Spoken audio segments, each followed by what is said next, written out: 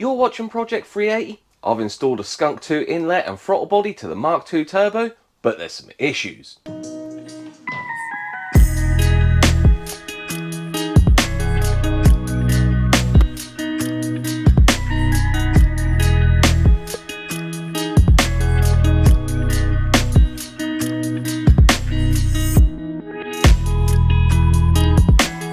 So, a long time ago I installed the SKUNK 2 inlet manifold and throttle body to the Mark II turbo, and there's a couple of issues with this which I'm going to rectify in this video. The first issue, which I'd argue is the most important issue, is the bracket that holds the throttle cable to the SKUNK 2 manifold. When you purchase this manifold, you're supplied with this flimsy plate steel bracket, and when I say flimsy, I really mean flimsy. The welds on this strengthening plate are really bad. The plate itself is really thin and pretty ugly. And there is a common problem with this particular part. Now you've got to admit, in these small cars, even with 90 horsepower, you do mash on that throttle pedal. And that throttle cable takes a lot of abuse. And because of that, this bracket likes to bend and snap, leaving you with no throttle whatsoever. So this can go straight in the trash. But there is a solution for this, and the solution is a billet throttle cable bracket from Track Prep Performance. It is a little bit expensive, but this should stop any issues with the throttle cable. Now the only thing is, when you purchase this, the bolts that do come with this manifold aren't going to hold this bracket on. And this bracket doesn't come with the bolts you need. As you can see, the holes are recessed, so a normal hex bolt is not going to do. So I've purchased two M6x20 Allen key bolts, which slide in there nicely, and have got plenty of thread sticking out the end. Before we go and bolt that bracket down, there is another issue with this intake, and that is to do with the two bolt holes where the bracket attached to. They are actually through holes, so this is a place where you could get a potential boost leak. So to help prevent that, I'm going to put a little bit of PTF sealant on that thread. That should hopefully stop some boost leaks. Now on this bracket there is 3 holes, but on the manifold there's only 2. So these 2 holes are if you've got an NB, and these 2 holes are if you've got an NA. And the bracket goes this way up. Don't do those up too tight, you are bolting a very expensive bit of billet into a very expensive bit of aluminium. Now for the throttle cable itself, that can be installed. I'm going to first put it into the throttle body, and then into the bracket. The bracket sits in between these 2 rubber bits. Okay, I've got a slight issue. The throttle cable is de-adjusted all the way. It's not quite sitting right, and the throttle is actually open slightly. And this is an MB, and I've put that throttle bracket in the MB holes, but I think I'm going to have to put it in the NA holes to move that bracket slightly forward to slacken the throttle cable off a little bit. Well, that's sitting a lot better. There's no pressure on the throttle anymore. The throttle cable itself is sitting slightly better.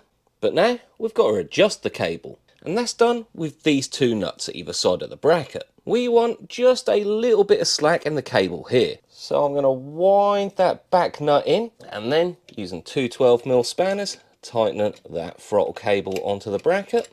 Just making sure there is a little bit of slack on this cable so there's no pressure on this throttle body. The last thing to do when installing this bracket on the throttle cable is to go inside and make sure your throttle pedal is hitting the stop. If it doesn't hit the stop, that means it's going to stretch that cable. Now I would show you that, but I can't get in my driver's door at the minute, and this manifold's going to have to come off again, so I'll be setting that in the future. The other issue I'm having with this intake may only apply to my situation, and that is the vacuum hose from the intake to the brake booster. With this intake kit, you do get the right size pipe included, but I don't think I'm going to be able to make this work. I've installed a slightly bigger clutch master cylinder, and it's getting pretty close down there to where the vacuum goes. And the engine does actually rock this way, so I'm a little bit scared that that fitting is going to rub on the master cylinder. And I've somehow got to get a vacuum pipe from there to there. And I've got a strut brace going across here.